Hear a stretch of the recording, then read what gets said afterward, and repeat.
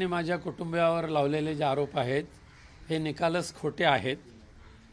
दुर्दैवाने गीतेश राऊत यांचं लग्न झाल्यानंतर त्यांच्या पत्नी ह्या मागच्या 3 वर्षापासून त्यांच्याबरोबर राहत नाही आहेत आणि त्यांनी तक्रारीमध्ये जे लिहिलेलं आहे की 2018 ते 2022 पर्यंत माझ्यावर अशा पद्धतीची अघोरी कृत्य केली जात होती आणि त्यामध्ये त्या तक्रारीमध्ये हेही लिहिलेलं आहे की ह्या बाबाबुवांकडे जाताना मी माझ्या आईवडिलांना सुद्धा घेऊन जायचं।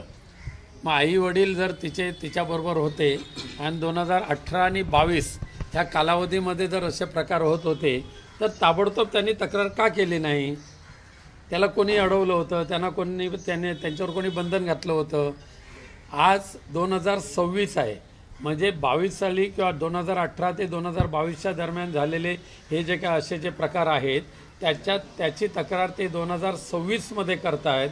यामुळे दिसून येते याच्या पाठीमागे काहीतरी काळबेरं आहे आणि हे सगळे गैरप्रकार होत असताना त्याने स्वतः तक्रारीमध्ये लिहिलेलं आहे की त्या प्रत्येक वेळेला माझे आई वडील माझ्याबरोबर असायचे आणि मग आईवडिलांच्याच संरक्षणामध्ये असणारी गिरिजा तिला त्याच वेळेला ह्या अघोरी प्रकाराच्या विरुद्ध आवाज उठवण्याची संधी होती किंवा तक्रार करण्याची संधी होती, परंतु त्यांनी 26पर्यंत हे का दाबून ठेवलं हा विषय आहे।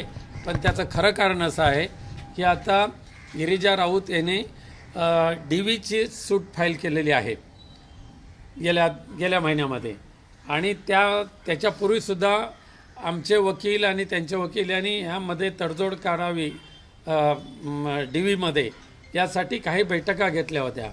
पहिल्या बैठकीमध्ये तिने 5 करोड रुपये मागितले आणि 3 रूमचा घर मागितलं, 3 रूम किचन फ्लॅट, त्याचबरोबर ॲटोमॅटिक गाडी मागितली आणि तो फ्लॅटसुद्धा विथ टेरेस फ्लॅट असायला पाहिजे अशा पद्धतीची मागणी केली।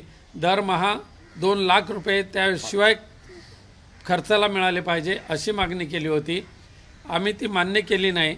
मग त्यानंतर पुन्हा तिने DVचं जे नोटीस दिलेले आहे आत्ता हे माझ्या हातात आहे ते, ह्या DVच्या नोटीसमध्ये 20D प्रमाणे कौटुंबिक हिंसाचार वगैरे ते काय नोटीस दिली। त्याच्यामध्ये आर्थिक अनुतोष रक्कम रुपये दरमहा 5 लाख, तसेच कायमस्वरूपी आर्थिक अनुतोष रक्कम 10 करोड देण्याबाबतचे निर्णय सामनेवाला यांनी द्यावे। त्याचबरोबर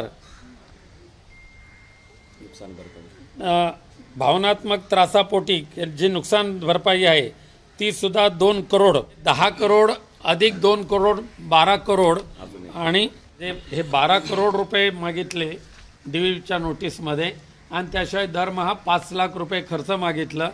त्याशिवाय घर आणि गाडी ही मागणी तर कायमच ठेवलेली आहे आणि ही मागणी मान्य होणार नाही हे गृहीत लक्षात ठेवून तिने अशा पद्धतीचे खोटे नाटे आरोप आमच्यावर केलेले आहेत आणि ते आम्हाला मान्य नाही।